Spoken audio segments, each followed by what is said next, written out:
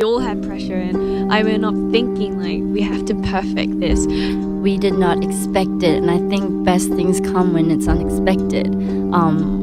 Like even in the morning, literally I was in bed and I kind of, to be honest, was thinking, okay, but still, like, I'm gonna have to do my best today, is what I thought. So when I was in New Zealand, I lived by myself. Like my family was living in Korea. I was 10 when I went there.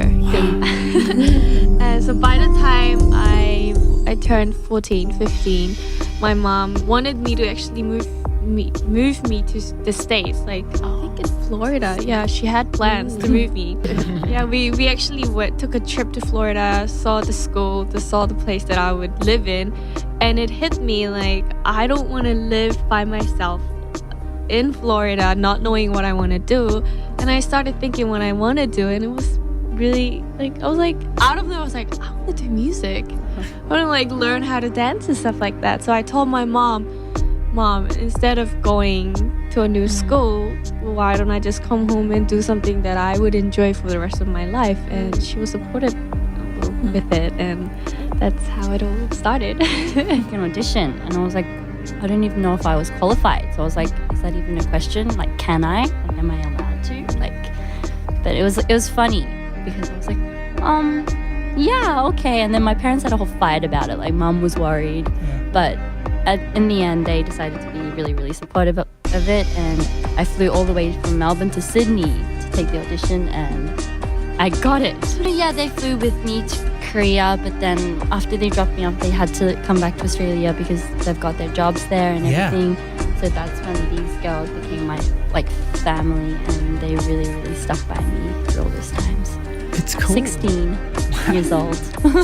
I always, when in Thailand, I always listen to K-pop songs. Like, I love K-pop singer, and I told mom that, I want to be part of them. I want to be a K-pop artist, you know.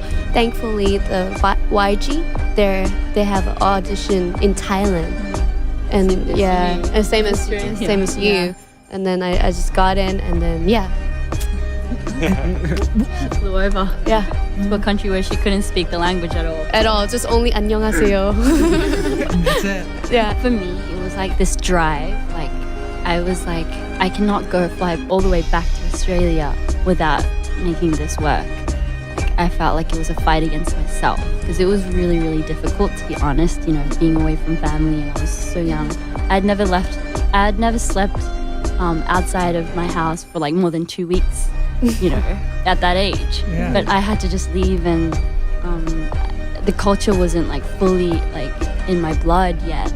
So it was very difficult, but for me it was more like I have to make this work before I'm never gonna leave Korea without making this work. It was more of like my drive. I was more like angry about it. This has to work.